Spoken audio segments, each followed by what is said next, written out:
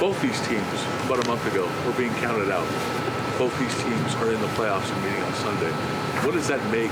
What do you make of that? And what do you make of how both these teams got there and with their result? I definitely can't speak on their behalf as far as like their road, but it's a road less traveled for a lot of teams. Throughout this season, there was a lot of, losses and wins, and a lot of kind of even throughout the AFC, I guess. I can't really speak for their side on how their season really went, but as far as like what our group is, definitely resilient is a word that you can use to describe us, especially considering, at one point everybody was like, there's no way they'll make the playoffs. There's no way they'll do this. There's no way they'll do a lot of things. But for us, I guess we kind of just stayed fast, stayed in the right mindset, took it week by week. We knew it was going to be a roller coaster for everybody else. And even though we had some losses, we knew we were a good team. Kind of like where we are now, it's just we're in a great spot, playing some good football, trying to keep it going. Take your game last week was really good. A lot of catches. It seemed like you and Josh were on the same page.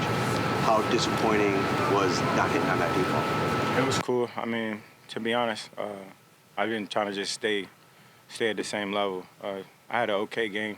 I've had better games, so I didn't really think too much of it. I've kind of just been, like I said, like steadfast, stay in the right mindset, trying to be a good teammate, trying to lead my team in the right way, and stack these wins. At this point, you're guaranteed one game at this point.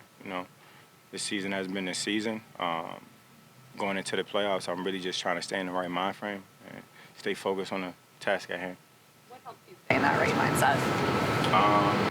Really, I just say to myself at this point, kind of keep things as simple in the most simplest form. Keep football as the main focus. We've had some wins, we had some losses. I kind of just stayed in the same space throughout the season and looked at it that way. Each of the last three games, Steph, there have been chances for you down the field where it looks like you've been open and maybe the ball was just maybe overthrown or whatever. For whatever reason, it hasn't quite worked out. Have you talked to Josh a little bit about just, staying with it and knowing that eventually one of those is going to hit? Yeah, just throughout the season. I mean, everybody knows me, knows how I am as far as like the approach with football. That's one play throughout a game. You want it to hit so bad, but, some things happen. Like, I need a lot of things to go right for me to get the ball. You know what I'm saying? O-line got to block, quarterback got to throw, I got to run a good route, I got to catch the ball. So I try not to look at it as just one piece. I need a lot of things to go right, and of course you want, I want everything to happen. You want the perfect story, but it never happens that way. You just got to keep growing. I kind of stay positive with them, as like on the sideline and stuff like that, because it's a long game. That one play didn't make or break the game. And we had a lot of great plays out there. Khalil made some great plays. Trent even stepped up and had some good plays. Gabe ended up going down. So seeing those young guys step up was really the biggest thing now going into this week. So for me, I try to just stay positive and keep my quarterback in the right mind frame. Why was it important for you after the game to go up and almost probably have to yell at Josh as your more significance of that? Why was that important? Yeah, it was more of a whisper. I didn't really yell. I'm trying to cover my mouth, but the importance of it is four more, but it's one game at a time. More so the four more emphasis just because we've been here before. It's no shade or no nothing against the Pittsburgh Steelers. I think they're a great team, and they could be the four more teams. But for us, that's my goal. That's been our goal. That's what we always wanted. That's what we've been preaching about for a long time. But I still take that with a grain of salt. You need to focus on this week, 1 week at a time. But that's my honest thoughts. We talked to Dalton Kincaid yesterday. He was saying he still almost feels surprised that veteran leaders like yourself believe in him. It was almost, he didn't say starstruck, but it kind of felt like that even at this point in the season. What is it that gives you faith in Dalton and the season he's had? Just more so I get confidence from what I see. I saw it in training camp. I heard about it in OTAs. I wasn't here too much, but I saw it from my own eyes. Step up in big games. I've seen his demeanor, and when I say demeanor, not when good things happen, but when bad things happen. Like as a pro and as a young player, you kind of see how guys handle adversity, and I look him in his eyes and I can tell he brushes it off like, yeah, I'll get the next one. You know what I'm saying? He kind of has that confidence, that young confidence that you want from players like that. So he has a very bright future in front of him. So for me, like as a older veteran guy and as a leader of this team, I like to breathe confidence in guys. Let them know that they're invincible even if they're not. You know what I'm saying? He's going to be, he's a young Superman in training. So there he is. What's this week been like for Gabe? You do put all this work in all season long, and then you get to this bye spot, playoffs, and the injury. What have you said to him about just kind of pushing through? Well, Gabe has a great sense of humor. You know what I'm saying, I feel like he's staying positive throughout this process. We're just trying to win for him. You know what I'm saying, so he has something to play for when he can come back. Just staying positive. You can't do much about injuries. They happen, especially at all the positions. We've had a pretty healthy season, knock on all the wood around here, but just got to keep going. It's more so for the young guys. Gabe has been in the league for a couple of years now, so it's more so for me to have a conversation with the young guys, and I look forward to them having a lot of success. They practice the right way. They do things the right way, so I don't anticipate it being too much of a difference. They all can make plays. People talk about this team showing signs of having found its identity over this 6-7 game stretch. Do you get a sense that this team might be more battle tested going into the playoffs than maybe before? Yeah, I think this is probably that's a perfect word to describe it. This year we rode the roller coaster a little bit, as far as having wins, having losses, and I'm not going to say we got hot at the right time, but we start winning at the right time. Towards that tail end of the year, you start finding yourself what kind of team you got, the character of your team, too. As far as, when we were losing, nobody kind of jumped out of the wheelbarrow. That's our analogy for Coach Brady. He says, everybody get in the wheelbarrow, just trust it, and we're gonna rock and roll. So nobody got out of the wheelbarrow. We had some shifting, and players get hurt, coaches, everything that could happen happened. So for us, we kind of just stay focused on what mattered most to us. You know what I'm saying, so a battle test is a true word, because adversity hit us multiple times in multiple ways. We had Tre'Davious get hurt, one of our star corners. We had Josh got banged up. Just things happen throughout the season that kind of shows you that the will to win is real, and we're going to continue to be resilient. We don't really have a choice at this point. Who pushes the wheelbarrow? What do you guys think? I feel like we all in the wheelbarrow. If anybody pushing, it's more so the coaching staff and everybody else. We just got to get in, trust it, trust the game plan, trust what we're doing, and trust your fundamentals. Going into a game, the bigger the game, you just lean on your fundamentals. You lean on what got you to the spot you're in right now. We went and got the 2 seed, but what does it matter when you're in the playoffs? You know what I'm saying? It's 0-0, it's a brand new season. But even then, nobody thought we were going to do that.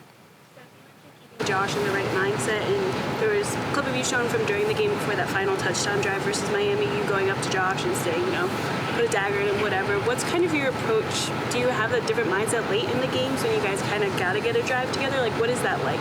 No, but it's as you watch the game and you see Josh Allen, I'm going to say the offensive unit as a whole, it's when we got to score, we score. You know what I'm saying? When we need to score, we score. You know what I'm saying? So kind of carrying over that mindset of, we score, but we need to score again. We need to finish the game. It's more so translating to finish more than when it's that sense of urgency that everybody has, we got to score. Nobody's really panicked. It's we're going to go score. Don't worry about it. And then leaning on the defense and leaning on the players that you have around you that we're going to come out on top. But at this point, the most important thing is finishing. You know what I'm saying? Because we can score points. We can play at a high level. Yeah, miscues happen, and you know what I'm saying, whether it's a route or whether it's a pass, that stuff happens. But that's part of football. You roll with the punches. You know what I'm saying? As long as all's well ends well in the end, you know what I'm saying, you have more good plays than bad. I can live with that. How is your relationship with Josh, especially with all the diversity? I mean, I wouldn't say the relationship has evolved. I've been here. This is my 4th year here. You know what I'm saying? So we've been rocking and rolling with the football for a little while now. So it's not so much this year. I mean, I feel like the success really breeds. Everybody wants to be happy when it's successful, when you're winning. You know what I'm saying? But you get closer with guys through the adversity. You get closer with your teammates in general when things aren't going right, and you see who jumps in the wheelbarrow or gets out. You know what I'm saying? So for me, relationship-wise, it's not so much personal at this point. It's more so let's get to it, let's win, let's do everything that we can and stay in the right mind frame. You know what I'm saying? You still grow as a family, you know what I'm saying? But you grow as a family through the hard times, not just the good times. What was the reason your snaps were down, not this past game, but the 3 games before that? I don't know. Your guess is as good as mine. We got different personnels. We got different things we're trying to do as an offense. I don't have too much control over, but, I trust the guys that go in the game. You know what I'm saying? I feel like they can have just as much success as I have out there. So, yeah. The roller coaster, production-wise yourself, it has been, I think the last few years. Yeah, I had a 100-yard game in like 11 games. As far as like if you're talking about more so personal, I try to keep my personal feelings out of it. And the other guys behind you, what was it like seeing the big moments for like Trent, Deontay, even obviously Khalil. upon return, but just what was it like watching those?